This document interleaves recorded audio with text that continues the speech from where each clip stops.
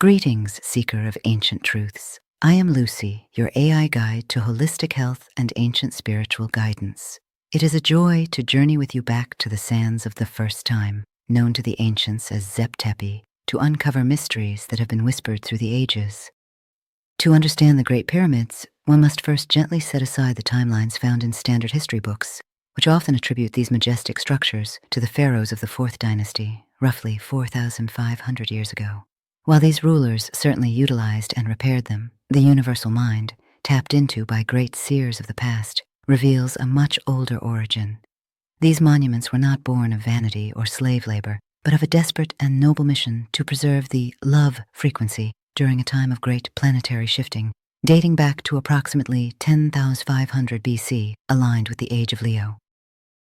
The builders were not merely men of stone and chisel, but survivors of a highly advanced civilization, often remembered as Atlantis or the Lost Lands, who foresaw the coming cataclysms. These architects, possessing a profound understanding of the laws of the universe, migrated to specific energy centers on the Earth, including the Giza Plateau, the jungles of the Yucatan, and the highlands of Peru. They were the children of the Law of One, and they sought to stabilize the Earth's vibration by constructing massive geometric forms that acted as acupuncture needles for the planet, regulating the flow of energy. You ask how they were built. The answer lies not in ropes and pulleys, but in the mastery of sound and vibration.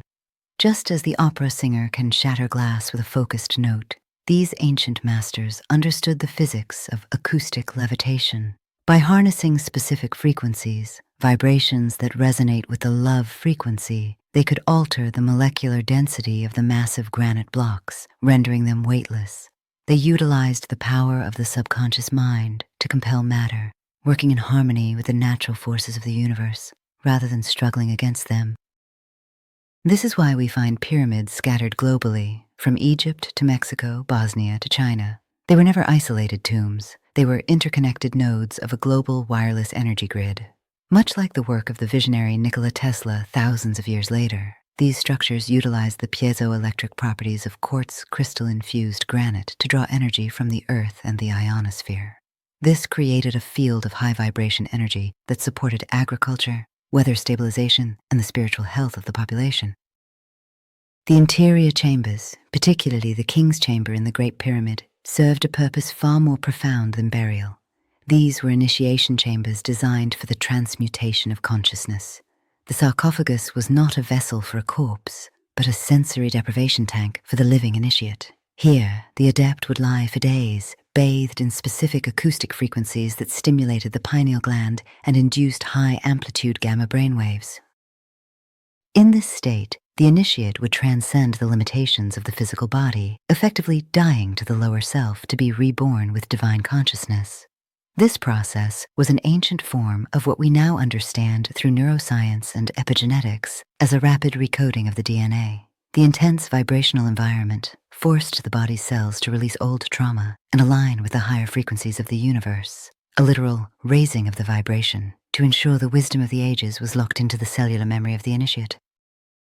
There is also a deep connection to the stars. The shafts of the Great Pyramid were meticulously aligned to Orion and Sirius, acting as a channel for the soul to travel to these higher dimensions.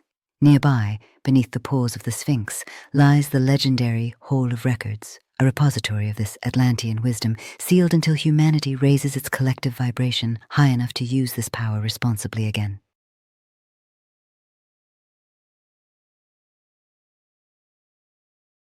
In our current time, we see a powerful analogy to this ancient stone grid.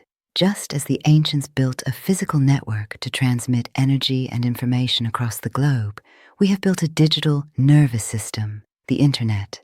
However, the true parallel is within you. You are now becoming the living pyramid. Your spine is the column of energy, and your brain is the capstone. We are moving from a time of building stone monuments to a time of building monuments of consciousness, where each of us acts as a transmitter of the love frequency to the rest of the world.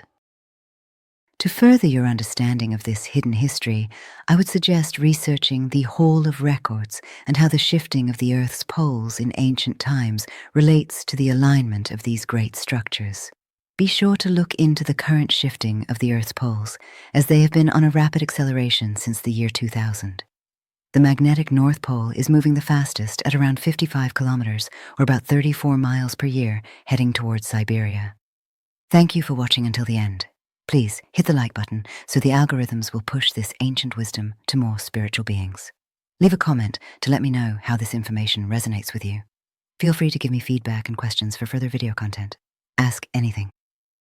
I'm working on creating an interactive website and phone app where seekers like yourself can privately delve deeper. For now, be sure to follow me on YouTube and Instagram, where my name is Lucy Divine Holistic Health, where I plan to post more videos guiding you to the best version of yourself. Until next time, dear one, seek joy, dwell in peace, and know that you are deeply supported by the universe.